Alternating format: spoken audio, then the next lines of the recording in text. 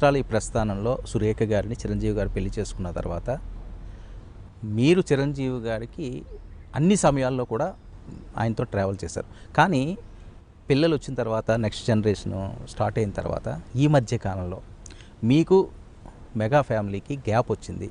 వీళ్ళు అసలు కలుసుకోవటం లేదు, ఎడమొహం పెడమొహంగా ఉంటున్నారని చెప్పి వార్తలు వస్తున్న నేపథ్యం. ఇందులో ఎంత వాస్తవం? ఎందుకంటే ఇది మా గురించనే కాదు, ప్రేక్షకులకు తెలియాల్సిన అవసరం ఉంది. ప్లీజ్. 100% తప్పండి. ఇది ఫ్యామిలీలు పెద్దాళ్ళయి, పిల్లలు పెద్దాళ్ళయి, ఎవరి స్టార్డమ్స్ వాళ్ళకు వచ్చిన తర్వాత కొంత ప్రజల్లో ఇది అనుకోవడానికి ఆస్కారం ఉంటుంది. ఎస్. ఎవరు కుంపటి వాళ్ళగా వెళ్ళిపోతున్నారు ఏంటి, వీళ్ళందరూ కలిపి ఒక దీనిగా, ఇది ఇది చాలా న్యాచురల్. కానీ ఫ్యామిలీ పరంగా ఎటువంటి ఇబ్బందులు కానీ ఎటువంటి వేర్పాట్లు కానీ ఏమీ లేవు.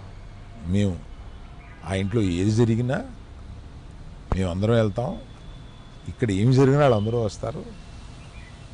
అసలు ఎందుకండి మొన్న ఎగ్జాంపుల్ స్వతంత్ర దినోత్సవం రోజున అవును, మీరందరూ బ్లడ్ బ్యాంక్, మేమిద్దరం కలిపి బ్లడ్ బ్యాంక్ వెళ్ళి హాయిస్ట్ చేసాం. మాకు ఆ గ్యాప్ లేదు. ఇలా అనుకోవడం సహజం. బట్ ఎవరి దీనిగా వాళ్ళు పైకి వస్తున్నారు, కానీ ఫ్యామిలీగా అందరూ ఒకటి. పిల్లల మధ్య ఏమైనా ఉందా అండి? అసలు ఎందుకు అంటారు కావాలని ఎప్పుడు చిరంజీవి గారి ఫ్యామిలీనే టార్గెట్ చేస్తుంటారు ఏంటండి?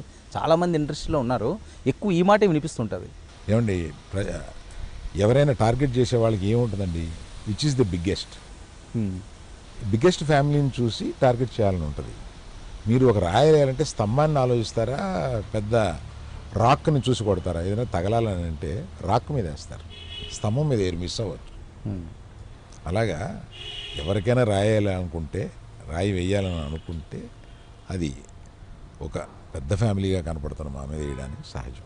Right, okay, thank you so much Allu Aravind garu, ఎంతసేపు మీ విలువైన సమయాన్ని మాకు కేటాయించినందుకు.